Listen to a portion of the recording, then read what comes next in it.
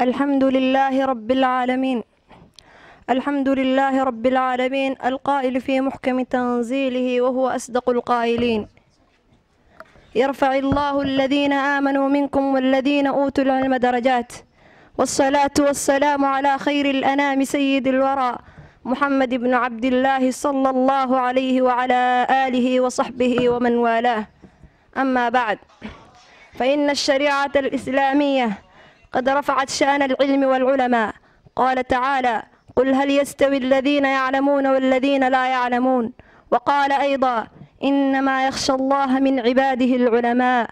وأول سورة نزلت من القرآن فيها أمر للرسول بالقراءة: اقرأ باسم ربك الذي خلق.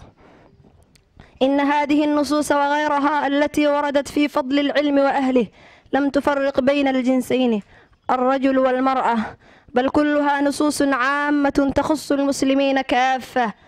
ولقد بينت الشريعة السمحة حكم تعليم المرأة، وجعلت طلب العلم فريضة على كل مسلم، وأناطت التكاليف والأحكام بالرجل والمرأة.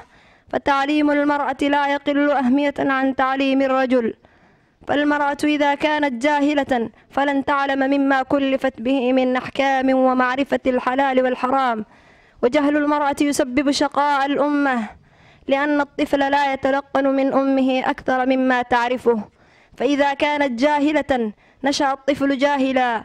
وإذا كانت الأم متعلمة وعالمة بواجبات الدين متمسكة بالأخلاق الفاضلة، أنها تغرس العلم في طفلها ويبقى مما تعلمه في حافظته. ولا جدال بين ذوي النهى أن تعليم الرجل وتعليم المرأة صنوان لا ينفكان عن بعضهما، غير أن المرأة هي أول ملقن للطفل دروس الحياة، وهي المعلم الأول، ويجب أن يعنى بتعليمها وتمرينها على حب الأمة والاعتقاد الحسن في الدين والعمل بأحكامه. فعن أبي سعيد الخدري رضي الله عنه قال: قالت النساء للنبي عليه السلام: غلبنا عليك الرجال فاجعل لنا يوما من نفسك، فوعدهن يوما ووعظهن وأمرهن. ويقول الشاعر: الأم مدرسة إن أعددتها أعددت شعبا طيب الأعراق. وقال آخر: وكيف نظن بالأبناء خيرا إذا نشأوا في حضن الجاهلات، وهل يرجى للأطفال كمال إذا ارتضعوا بثدي الناقصات. وقد عرف المسلمات الأوائل أهمية التعليم وفضله، فكن ينهلن من العلم ويتنافسن فيه، وكان رسول الله صلى الله عليه وسلم يشجعهن على ذلك، وسمح لهن بحضور مجالس العلم. وقد نهل النساء المسلمات في الصدر الأول من الإسلام من النبع الصافي، حيث ظهر منهن النابغات في مختلف العلوم والفنون. وقد رتب الإسلام ثوابا وأجرا خاصا للقائم على تربية النساء وتعليمهن، وكان رسول الله صلى الله عليه وسلم يحث على تعليم الإماء وهن أرقاء، فما بالك بأولادك وأهلك الأحرار. وتعليم المرأة ليس محصورا بأمر دينها فحسب، بل لا بد أن تعلم الطب وما يختص بأمراض النساء والولادة، لتكون عورات المسلمات آمنة من أن يمسها أجنبي.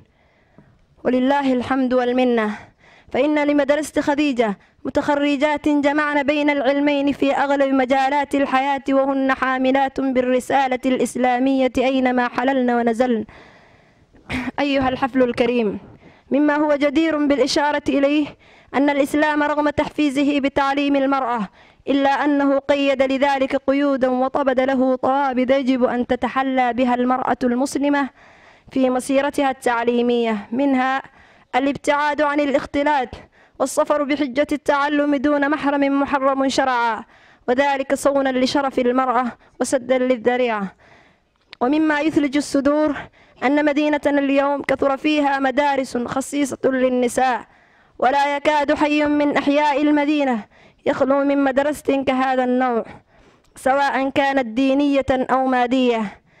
فلا عذر لامرأة بعد اليوم أن تكون حبيسة للجهل في بيتها، فالأعذار قد زالت والطرق كلها قد مهدت لك ولتعليمك أيتها المرأة. وشكرا لكم جميعا. السلام عليكم.